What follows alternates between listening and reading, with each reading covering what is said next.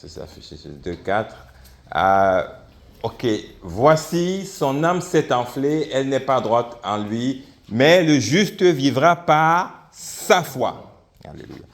Éternel, notre Dieu, notre roi, merci Père pour ce message. Merci parce que c'est toi qui nous as réunis ici. Merci pour cela, Père. Dispose nos cœurs. Dispose également ou renouvelle notre intelligence. Père, parle-nous. Rends, Père éternel, fais en sorte que ce message puisse transformer nos vies, nos cœurs. Merci pour tout. Au nom de Jésus-Christ, notre Seigneur et Sauveur. Amen. Amen, amen. Alors, ta mesure de foi est suffisante pour ta victoire. Vous savez, la première chose que Yahweh et que notre Seigneur recherche quand il nous regarde, quand il regarde un humain, c'est sa foi. Il regarde la foi. Hébreux 11, verset 6, il regarde la foi. Parce que c'est l'une des choses, sinon la chose la plus importante. C'est la foi qui nous connecte avec Yahweh. C'est la foi qui nous connecte avec Yeshua. Hébreux 11, verset 6. Alors, c'est par la foi qu'Enoch fut enlevé pour qu'il ne vit point la mort et qu'il ne parut plus parce que Dieu l'avait enlevé. Car avant son enlèvement, il avait cru le témoignage qui était agréable à Dieu. Or, le verset 6, or, sans la foi, il est impossible de lui être agréable. Car il faut que celui qui s'approche de Dieu croit que Dieu existe et qu'il est le rémunérateur de ceux qui le cherchent. Donc, sans la foi, on ne peut pas être agréable à l'Éternel. C'est la foi que le Seigneur regarde. Et d'ailleurs, Jésus l'a également rappelé lorsqu'il disait, je pense que c'est Luc 18, 8, « Quand le Fils de l'homme viendra, trouvera-t-il la foi sur la terre ?» Quand le Fils de l'homme viendra, je pense que c'était... Il parlait du juge, le juge inique, dont cette dame qui venait harceler ce juge tous les jours, tous les soirs. Et donc... finalement, le juge en avait marre. Et puis, ok, je vais te rendre justice. Voilà. Je vous le dis, il leur fera promptement justice. Mais quand le Fils de l'homme viendra, trouvera-t-il la foi sur la terre? Donc, pour dire, le Seigneur est en train de nous dire, persévérez dans la foi. Même si vous n'avez pas de réponse tout de suite, ne vous découragez pas. Comme cette dame-là. Cette dame, elle venait tous les soirs, elle continuait. Elle harcelait. Non, tant que vous n'avez pas eu de réponse claire de Jésus, continuez à demander. Amen. Continuez à demander. C'est cela, donc, la foi, c'est ce que Jésus recherche. Et, vous savez, je n'ai pas le passage, mais je pense que c'est la femme à la perte de sang, où Jésus marchait, et puis, il dit, qui m'a touché? Qui m'a touché? Alors qu'il y avait des centaines de personnes qui se rapprochaient de Jésus, qui voulaient toucher Jésus. Il dit, qui m'a touché? Et même les disciples disent, mais là, Seigneur, Maître, il y a plusieurs personnes partout. Comment ça qui t'a touché? Il dit, non, parce qu'il ne s'agit pas de la main, c'est la foi. C'est la foi de cette dame qui était exclue de tout. Parce que, vous savez, quand on fait face à la perte de sang, on est exclu de l'assemblée, de tout ce qui concerne les choses du Seigneur. Et elle avait parcouru les médecins. Aucune solution, mais elle était certaine, elle a dit, je sais que c'est le Fils de Dieu, je sais que c'est le Seigneur, si je touche simplement, je touche juste une partie de lui, je suis sûr que j'aurai la guérison. Et là, le Seigneur a senti ça, qui m'a touché? C'est ça, c'est la foi de cette dame. Également aussi le centurion romain, Jésus était émerveillé lorsque le centurion a dit, tu n'as même pas besoin de venir chez moi, parce que moi je suis un chef de 100 ou un chef de 1000, je ne sais pas, mais quand je dis quelque chose, ceux qui sont en dessous de moi s'exécutent, a fortiori. Donc, à plus forte raison, toi le Seigneur, toi qui es le Dieu venu sur terre, tu n'as pas besoin, il suffit d'une parole de ta part, et mon serviteur sera guéri. Waouh! Jésus a dit, quelle foi! Même dans tout Israël, je n'ai pas vu une aussi grande foi, dit Jésus. La foi, c'est vraiment hyper, hyper importante. Et donc, Habakkuk, pour revenir à Habakkuk, Habakkuk c'est un prophète, c'est un chapitre un livre qui n'est pas très grand, mais qui est profond, qui est très profond. Quand vous aurez l'opportunité de relisez Habakkuk encore, ce prophète. Juste faire un petit peu le contexte avec Habakkuk. Habakkuk, il fait cette déclaration prophétique. Le roi qui était en place à l'époque, c'est le roi Manassé. Le roi Manassé, c'est le fils d'Ézéchias, le roi Ézéchias, qui qui pleurait et qui disait, Seigneur, Seigneur, je vais partir, je n'ai pas de descendance et tout. Et puis finalement, donc le Seigneur a accordé 15 ans et puis également un enfant. Et malheureusement, le roi Manassé, nous savons qu'il fut l'un des pires rois d'Israël, de Juda plutôt. Et avec tout ce qu'il a fait, qu'est-ce qui s'est passé? L'Éternel a voulu punir, a voulu sanctionner Juda parce qu'il y avait de l'idolâtrie, l'impiété, l'adultère spirituel, tout. Alors Yahweh voulait donc châtier Juda et il a choisi Babylone, les Chaldéens, afin que les Chaldéens viennent donc s'emparer de ce royaume. Et puis, les Chaldéens étaient très cruels. Et donc, quand Habakkuk dit, quand Habakkuk regardait ce qui se passait sous Manassé, il disait, mais non, qu'est-ce qui se passe? Seigneur, comment tu laisses faire certaines choses? Aujourd'hui, le peuple n'a plus de repères, le peuple a abandonné ta loi. Et là, Yahweh donc répond à Habakkuk en lui disant, je vais donc faire venir Babylone, les Chaldéens, afin de châtier ce peuple. Mais cependant, Habakkuk dit, non, mais non, eux, ils sont cruels. Et plus, comment tu prends une nation plus impie que nous encore pour venir châtier? Non, Seigneur, tu ne peux pas le faire. Donc il y avait un dialogue entre Yahweh et Habakkuk. Et Habakkuk disait, mais comment ta justice peut être perçue par ton peuple si tu envoies ces Chaldéens venir à nous? Comment auront-ils foi en toi encore, vu les souffrances, vu ce qu'ils auront? Et c'est comme aujourd'hui, parfois on se demande pourquoi l'injuste n'est pas châtié, pourquoi l'injuste est guéri, ou d'autres choses comme ça. Mais non. Et là, Yahweh lui dit, le juste vivra par sa foi. Mais c'est pas vrai ça. Oui. Et vous savez, ça c'est une déclaration, quand je dis qu'elle est hyper importante, parce que ça a permis. Cette déclaration revient 3 fois dans la Nouvelle Alliance. Et c'est par qui? Par le frère Paul. L'apôtre Paul a développé, le Seigneur a révélé à l'apôtre Paul la profondeur de cette parole. Le juste vivra par sa foi. Il a révélé, le Saint-Esprit a révélé cela à Paul. Et Paul a donc développé toute la doctrine de la justification. Dans le livre de Romains, notamment. Mais ce passage revient dans Romains, dans Galates, Romains 1, 17. Oui, Paul a compris très bien cela. Il a compris en fait que le Seigneur lui a révélé que lorsqu'on dit le juste vivra par sa foi, Paul dit, mais non, la parole nous dit qu'il n'y a aucun juste, pas un seul. On le voit dans Psaume, on le voit dans Romains, il n'y a aucun juste. Le véritable juste, c'est Yeshua, c'est Jésus-Christ. C'est lui qui est venu et qui a accompli toute la loi. Et donc, le seul juste, c'est lui. Maintenant, si nous croyons en Jésus-Christ, si nous avons foi en lui, alors, comme il vit en nous, nous allons vivre par la foi. C'est pour ça que Paul a développé ça. Il dit, parce qu'en lui est révélée la justice de Dieu. Non, on parle de Jésus, par la foi et pour la foi. Selon qu'il est écrit, le juste vivra par la foi.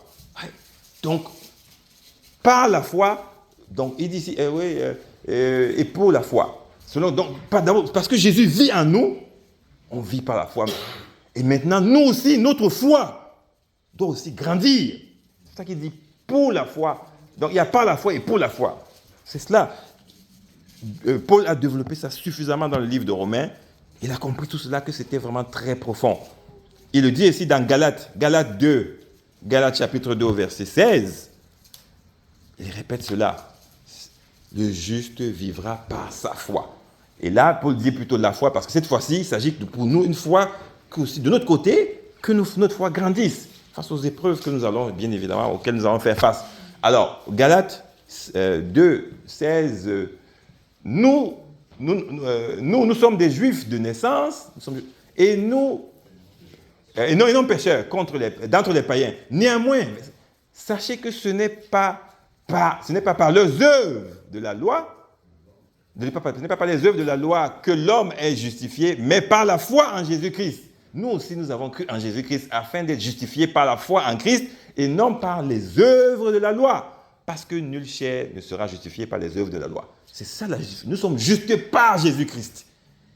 Vous voyez, Paul a magnifiquement développé cela. Et également, il le dit aussi dans le livre d'Hébreux, Hébreux 10, 39. C'est pour ça que moi, personnellement, je pense que c'est vraiment Hébreux. Et le livre d'Hébreux, c'est Paul qui l'a vraiment écrit parce que on voit la trame, la façon, la thématique, les sujets développés, la façon de développer cela. Ça ressemble à Paul. Donc, dans Hébreux 10, 39, il est, nous ne sommes pas de ceux qui se retirent pour se perdre, mais de ceux qui ont la foi pour sauver leur âme. Donc, c'est la base. Il développe également cette théorie-là. Et cette théorie a été hyper importante aussi pour Luther. Parce que lorsque Martin Luther a compris cela, qu'en fait, il ne s'agit pas de faire les œuvres. Lisons Éphésiens 2. Éphésiens chapitre 2, verset 8 à 9. Éphésiens 2. Il ne s'agit pas de faire, non, pas les œuvres, on ne peut rien faire. Les œuvres, non. Éphésiens, donc Luther a compris cela, que seule la foi, c'est la foi seule. La foi seule qui nous permet d'avoir le salut. Il n'est pas question de faire des œuvres. Et donc, dans Éphésiens chapitre 2 au verset 8, Éphésiens verset 8, alors il était car c'est par la grâce que vous êtes sauvés par le moyen de la foi. Et cela ne vient pas de vous, c'est le don de Dieu. Donc ça, il a compris cela, que les œuvres ne peuvent pas nous sauver. Malgré tout ce qu'on a, tout l'endoctrinement que lui, Martin, avait reçu de la part du Vatican, voilà. Mais cependant, il a ouvert les yeux, il a compris. Et ça a été donc la base de la réforme. C'était magnifique parce qu'il fallait comprendre cela. Et c'est donc pour cela que la foi est incontournable. Et on va donc examiner la foi et aussi les obstacles que rencontre notre foi, parce que c'est bien beau. Il y a la foi, mais ensuite il y a des obstacles parfois pour que notre foi soit active dans notre vie. Alors, la question qu'on peut se poser, avons-nous tous la foi? En tant qu'humains, avons-nous tous la foi? Il y en a qui vont dire oui, il y en a qui vont dire non. Mais que dit la Bible? Parce que quand on dit en tant qu'humain, il y a un peu de tout. Alors, lisons Romains 12, 3. Romains chapitre 12, verset 3. Tant pour moi. Avons-nous tous la foi? Il y a des agnostiques, il y a des athées, il y a tout. Et pour les athées, nous savons que pour eux, tant qu'il n'y a pas de preuve de l'existence de Dieu, ben lui aussi, il ne croit pas en Dieu. Alors, absence de preuve, absence de Dieu. Donc, Romains 12, 3, il est donc dit, par la grâce qui m'a été donnée, je dis à chacun de vous de n'avoir pas de lui-même une trop haute opinion, mais de revêtir des sentiments modestes, selon la mesure de foi que Dieu a départie à chacun. Ouais? Donc, il y en a qui interprètent ce texte en disant, ah, on a dit à chacun, ça veut dire qu'on a tous la foi. Mais, en fait, quand on a lu tout à l'heure Hébreux, où on disait qu'il faut que celui qui se rapproche de Dieu sache que Dieu existe, pour qu'il puisse recevoir quelque chose de lui. Mais alors, un athée, il ne sait pas que Dieu, il refuse, il n'accepte pas l'existence de Dieu. Donc, on ne peut pas dire d'un athée qu'il a la foi. Non. Donc, la foi, sur la base de ce texte, on ne peut pas conclure que tout le monde a la foi. Et une autre clé d'interprétation, quand on fait une bonne herméneutique de ce passage, on se pose la question, à qui Paul parle? Il parle aux Romains. À l'Assemblée, il n'est pas en train de parler à M. Tartampion, non, il parle aux Romains. Donc, c'est à vous, c'est à nous.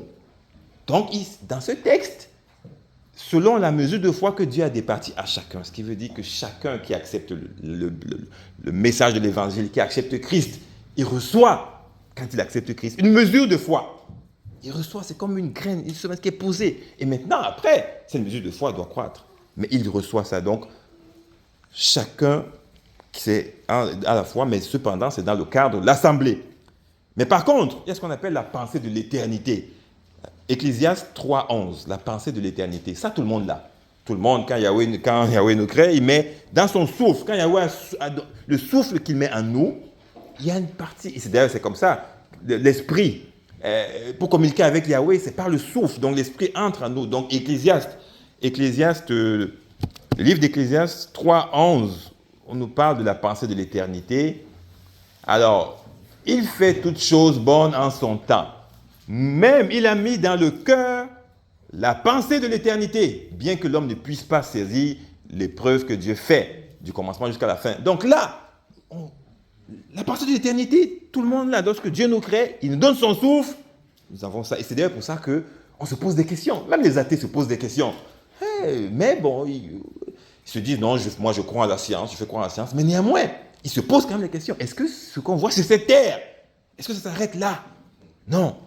Mais ils n'ont pas de preuves et puis voilà. Donc la pensée de l'éternité, tout le monde là, mais la foi, la mesure de foi, c'est lorsque nous acceptons le Seigneur. On accepte Jésus-Christ qu'on a cette mesure de foi. Maintenant, cette mesure de foi est en nous. Maintenant, il faut qu'elle grandisse. Comment va-t-elle grandir? Romains 10, 17. Comment va-t-elle grandir?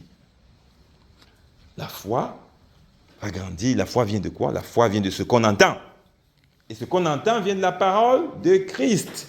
Romains 10, 17. Donc pour que la foi puisse grandir, il faut qu'on soit au contact de la parole. Ainsi, la foi vient de ce qu'on entend, et ce qu'on entend vient de la parole de Christ. Oui.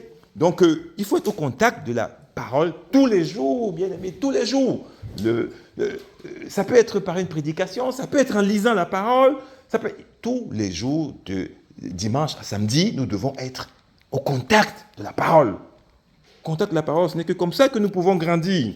Nous devons méditer la parole. Nous devons méditer, retourner dans tous les sens et demander au Saint-Esprit de nous éclairer. Et parfois, nous pouvons aussi lire, pas simplement lire pour nous édifier, mais aussi si on a un problème particulier.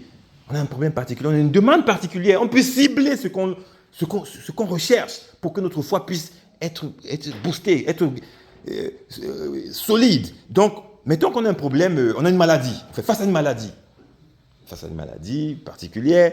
Alors, une façon de lire, on peut dire, aujourd'hui on a des façons, aujourd'hui c'est plus facile, on peut sortir tous les versets qui parlent de maladie. Tous les versets qui parlent de maladie, on essaye, on les lit, on développe, on pose des questions, on se pose des questions à nous-mêmes, on pose des questions au Saint-Esprit. Et on continue à méditer cela. Également, il y a aussi des versets qui parlent de promesses de guérison. Il y a beaucoup de promesses sur la guérison. Donc, lorsque nous lisons cela, on prie. Et la prière est importante parce que la prière, ça stimule la foi. Donc, on médite, on prie et on rappelle à Yeshua les promesses qu'il nous a faites. Également aussi, n'oubliez pas que les promesses faites à Abraham aussi, nous en sommes bénéficiaires. Ça, j'aime beaucoup ce passage dans Galates 3, 29. Les promesses faites à Abraham aussi, nous en sommes bénéficiaires. On a parfois tendance à oublier cela. Parfois, il y en a, oh non, c'est loin, c'est pour Israël. Non, c'est pour nous aussi. Et si vous êtes à Christ, vous êtes dans la postérité d'Abraham. Héritier selon la promesse. Donc ça, ces promesses sont à nous. Pour nos enfants et pour tous ceux qui sont loin. C'est ça. Ces promesses sont à nous. Donc, on médite la parole, précisément sur cet aspect. Et après, il faudrait que ça puisse qu'on applique cela à notre situation. Parce qu'on a besoin de secours particulier de Dieu sur un problème précis. Bien évidemment, on peut ajouter le jeûne à cela si le Saint-Esprit nous dirige dans cela. Hey, la foi est hyper importante. Donc, on la développe de cette façon. Maintenant, vous savez, dans le combat spirituel, il nous a dit quoi? Et c'est Éphésiens 6,16, je pense de mémoire, qui dit « Prenez le bouclier de la foi ». On n'a pas dit prenez le bouclier de la prière. Non, la prière vient stimuler la foi, mais le bouclier de la foi. Parce que c'est la foi qui va nous permettre de résister face aux attaques de l'ennemi. Et d'ailleurs, c'est pour ça que l'ennemi s'attaque toujours à la foi. Hein. La première chose que le malin, quand il vient dans notre vie, s'attaque, c'est la foi. Il sait d'abord de nous détacher de l'Éternel. Comment? En s'attaquant à la foi. Donc, prenez le bouclier de la foi. Et c'est ainsi que nous pouvons donc, Éphésiens, alors prenez par-dessus tout cela le bouclier de la foi, avec lequel vous pourrez éteindre tous les traits enflammés du malin. Donc, c'est hyper important, ce bouclier de la foi. Et c'est pour ça que nous pouvons donc par la suite marcher par la foi. Marcher par la foi, c'est 2 Corinthiens 5, 7 pour ceux qui veulent les Écritures. Donc, et toute notre vie, peu importe la situation, même si nous sommes dans une situation où nous tombons, on sait que par la foi, nous allons nous relever. Et le Seigneur est toujours fidèle. Vous voyez, c'est comme dans la parole du fils prodigue. Il attend qu'on lève vraiment les yeux vers lui. Donc, 2 Corinthiens 5, car nous marchons par la foi et non par la vue. Exact. La plupart des gens du monde marchent par la vue. Mais nous ne pouvons pas marcher par la vue. Non. Sinon, à ce moment, on aura du mal à se connecter à Yeshua. Si on veut marcher par la vue tout le temps, on doit marcher par la foi. Hébreu également, Hébreu 1, voilà Hébreu chapitre 1, verset 2. Ces passages sont importants. Hébreu chapitre 1, verset 2. Oui, c'est la parole. Alors, Dieu, dans ces derniers temps, nous a parlé par le Fils, qu'il a établi héritier de toutes choses par lequel il a aussi créé le monde. Verset suivant. Verset suivant, par lequel, merci, et qui étant le reflet de sa gloire et l'empreinte de sa personne, et soutenant toutes choses par sa parole puissante. Là, je voulais attirer toutes choses par sa parole puissante, a fait la purification des péchés et s'est assis à la droite de la majesté divine dans les lieux très hauts. Donc, toute chose est soutenue par la parole puissante de Yeshua. C'est pour ça que on doit tous les jours être connecté à la parole. Toute chose est soutenue par la parole. Tout sur la terre.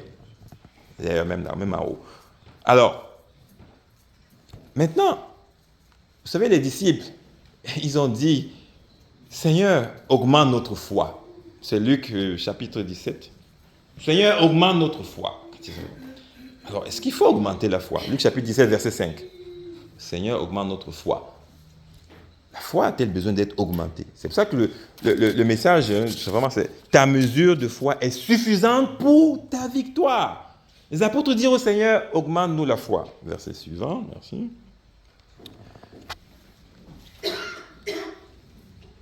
Seigneur, augmente-nous la foi.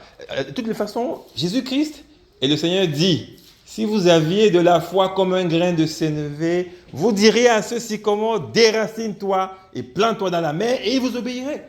Donc, il ne s'agit pas d'augmenter la foi. La mesure de foi que nous avons, celle qui a été déposée lorsqu'on a accepté Yeshua, accepté son message, est suffisante. Ta mesure de foi est suffisante pour ta victoire. Elle est suffisante. On n'a pas besoin d'avoir une grande foi. Non, celle qui est là doit grandir. Vous savez, d'ailleurs, ce n'est pas anodin que le Seigneur, il a choisi le grain de sénévé. Vous savez, le grain de moutarde. C'est ça, c'est le plus petit des grains. Mais cependant, qu'est-ce que ça fait après? L'arbre est gigantesque. Donc, c'est notre foi de grandir. Et non, il ne s'agit pas d'augmenter, mais de grandir. Et bien évidemment, il grandit comment? Par des épreuves. Les épreuves, le Seigneur, les épreuves consolident la foi. C'est ça qu'on fait face aux épreuves. Le désert est incontournable. Vous savez, les Hébreux sont passés par le désert. Donc nous aussi, le désert, c'est incontournable. Et quand nous passons par ce désert, donc notre foi en sort renforcée. Maintenant, parfois, on fait face. Vous savez, on a de la foi, mais il y a parfois des obstacles. Des obstacles, ça peut être lié à quoi? Ça peut être nos raisonnements, la logique humaine, il y a des doutes, il y a tout ça. Et c'est humain, ça peut arriver. C'est arrivé aussi par... Nos frères, par le passé, ont eu des cas comme ça.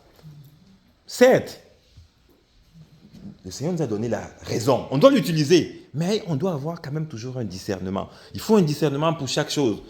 Et lorsqu'on veut exercer donc cette foi, il faut toujours qu'on se demande qui est glorifié à travers cela. Qui est glorifié? Si ce qu'on veut faire, si ce n'est pas Yeshua, ce n'est pas Jésus qui est glorifié, attention. Il faut donc faire attention. Si c'est le serviteur, le croyant qui est glorifié par l'acte de foi, attention, ça peut poser un problème. Parce que Yahweh, l'acte de foi, Yahweh n'est pas un Dieu de spectacle. Il n'est pas là pour faire du spectacle. Et il faudrait que la foi que nous avons en nous, que cet acte de foi amène à ce que Yeshua soit glorifié par ce geste, par l'action qui suivra. Regardons un peu la foi de Marthe dans Jean 11. Jean 11, verset 38. Jean 11, verset 38, la foi de Marthe. Vous savez, Marthe était avec Jésus tout le temps. Elle était avec le Seigneur. Mais cependant, il y a des situations où notre raisonnement, est-ce que ceci, est-ce que cela... donc on a la foi de Marthe, et quelques-uns d'entre eux disent, quand Jésus venait donc pour ressusciter Lazare, lui qui a ouvert les yeux de l'aveugle, ne pouvait-il pas faire aussi que cet homme ne mourût point? Jésus, frémissant de nouveau, en lui-même se rendit au sépulcre. C'était une grotte et une pierre était placée devant. Verset suivant, 38. Jésus dit, ôtez la pierre. Et regardez ce que Marthe dit. Marthe, la sœur du mort, lui dit, Seigneur, il sent déjà, car il y a 4 jours qu'il est là. Jésus lui dit, ne t'ai-je pas dit que si tu crois, tu verras la gloire de Dieu. Donc, Marthe avait pourtant la foi, mais le doute, parce que sa rationalité, ah non, après 4 jours, il sent mauvais et tout, on ne peut plus rien faire. Ça empêche, c'est un obstacle à l'acte de foi qu'on pose, à la réalisation de cela. Ça empêche cela.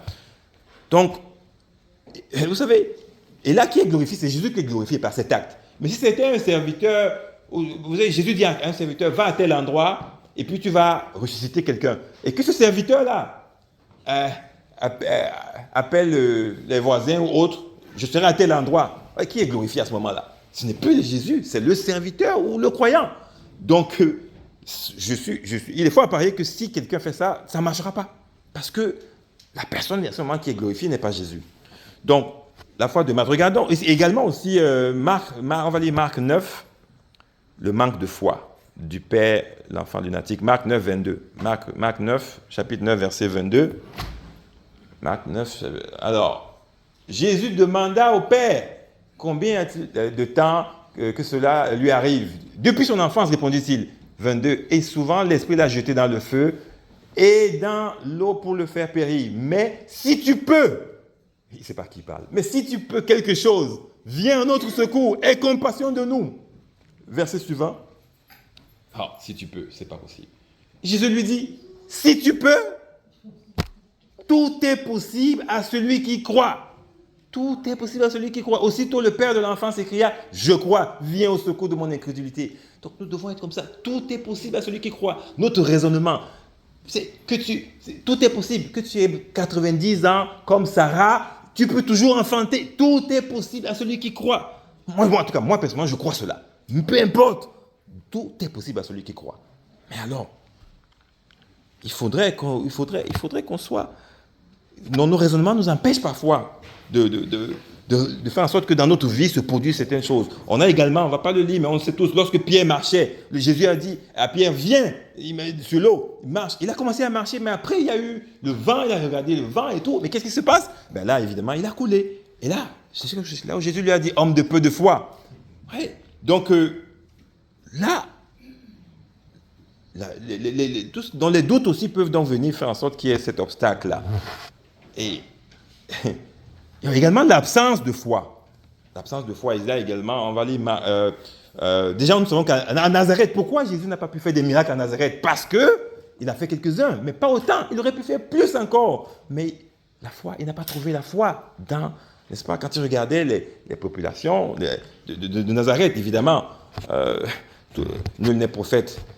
Donc, en sa demeure, en son lieu. Donc, là, allons lire Acte 14. On va voir l'absence de foi de l'individu. Parfois, vous avez Acte 14, verset 9. Acte 14, verset 9. C'est vraiment important.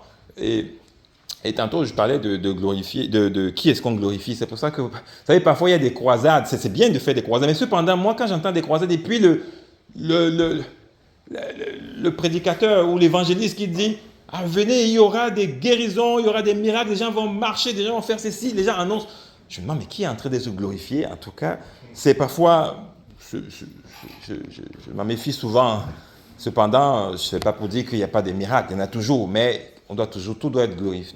C'est le Seigneur, c'est Christ qui doit être glorifié. Donc, Acte 14, verset 9, il écoute. Donc, Paul, c'est Paul qui est en train, il est en train de prêcher. Il écoutait parler Paul, quelqu'un écoutait parler Paul dans la foule, dans l'assemblée, et Paul fixant les regards sur lui, et voyant qu'il avait la foi pour être guéri, dit d'une voix forte, lève-toi, droit sur tes pieds, et il se leva d'un bond et marcha. Mais on voit, il avait la foi pour être guéri, donc parfois, ce n'est pas nous. Nous avons le Saint-Esprit, mais cependant, est-ce que toi qui demandes cette guérison, est-ce que tu as la foi? Si tu n'as pas la foi, c'est un obstacle. Il y a parfois des prédicateurs ou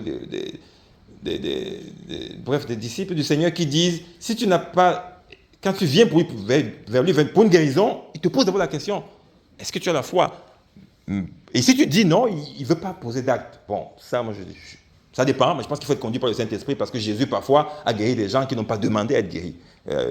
Donc, on le sait. Mais cependant, la foi est vraiment importante. Vraiment, qu'il avait la foi pour être guéri. Alors, et le Seigneur a toujours dit, il te sera fait selon ta foi. Tout est possible à celui qui croit. La seule limite, en fait, à notre foi, c'est nous-mêmes souvent. C'est nous-mêmes. Et on va finir avec, on va lire ce petit passage de 2 Rois, chapitre 4. On va finir avec ça. 2 Rois, chapitre 4. On va lire les versets 1 à 7. On va juste souligner un petit aspect sur, quand je dis que c'est nous-mêmes qui limitons notre foi. Alors, donc, une femme d'entre les femmes des fils des prophètes cria à Élisée en disant, ton serviteur, mon mari, est mort. Et tu sais que ton serviteur craignait l'Éternel. Or, le créancier est venu pour prendre mes 2 enfants et en faire ses esclaves. Élisée lui dit, que puis-je faire pour toi? Dis-moi, qu'as-tu à la maison? C'est ça qu'il faut toujours avoir quelque chose. Elle répondit, ta servante n'a rien du tout à la maison qu'un vase d'huile. Verset suivant. Et il dit, va demander au dehors des vases chez tous tes voisins, des vases vides, et n'en demande pas un petit nombre. Quand tu seras rentré, tu fermeras la porte sur toi et sur tes enfants. Tu verseras dans tous ces vases et tu mettras de côté ceux qui seront pleins. Ici, je vais s'attirer votre point. Vous voyez, tu fermeras la porte. Donc, parce que les voisins, quand elle allait prendre des vases partout, vous imaginez, elle va chez tous les voisins, je veux des vases. Mais tu vas faire quoi avec tous ces vases? Si elle laissait la porte ouverte, les gens allaient voir le miracle. Ça allait être un spectacle. Notre Dieu n'est pas un Dieu de spectacle. Tu fermes la porte. Tu fermes la porte. Verset suivant, se mettra se plaint. Alors elle le quitta. Elle ferma la porte sur elle et sur ses enfants. Ils lui présentèrent les vases et elle versait. Lorsque les vases furent pleins, elle dit à son fils, présente-moi encore un vase. Mais il lui répondit, il n'y a plus de vase, et l'huile s'arrêta. Vous savez, donc, on comprend bien quand on lit cela que si, je ne sais pas si elle a pris des vases simplement au niveau des voisins immédiats, elle pouvait peut-être aussi demander au Seigneur, donne-moi plus de temps, je vais chercher encore d'autres, mais peu importe. Ce que nous pouvons voir là, c'est que le miracle a cessé lorsque elle n'avait plus de vase. Donc, c'est elle qui a limité la foi. Disons que elle a peut-être pensé que le Seigneur va me dire, j'ai assez de vases, le Seigneur ne va pas, mais si je viens avec un conteneur de vases, ça ne sera peut-être pas plein. Mais s'il était venu avec des vases, peu importe, des conteneurs de vases, il y aurait toujours eu son miracle. Le miracle s'est arrêté quand elle n'avait plus de vases. Donc, elle a limité. Elle a limité. Donc, avec une petite quantité d'huile, avec une petite mesure de foi, le résultat peut être prodigieux. Le résultat peut être extraordinaire. C'est nous qui limitons parfois les miracles que le Seigneur a envie de faire avec nous. Donc, vous savez, parfois les gens se disent, j'ai une petite foi, j'ai une foi toute petite. Et on va finir avec ça. Ce n'est pas la taille de notre foi qui compte, mais c'est la taille du Dieu en qui nous plaçons cette foi. C'est cela, c'est la taille du Dieu en qui nous plaçons cette foi qui compte. Ce n'est pas notre petite foi, soi-disant petite taille. Alléluia. Donc, c'était ce message pour aujourd'hui, que notre foi, nous allons implorer le Seigneur, non pas d'augmenter notre foi, mais d'éloigner les obstacles. Parce que cette foi, nous avons d'éloigner les obstacles parfois lorsque nous voulons interagir, lorsque nous voulons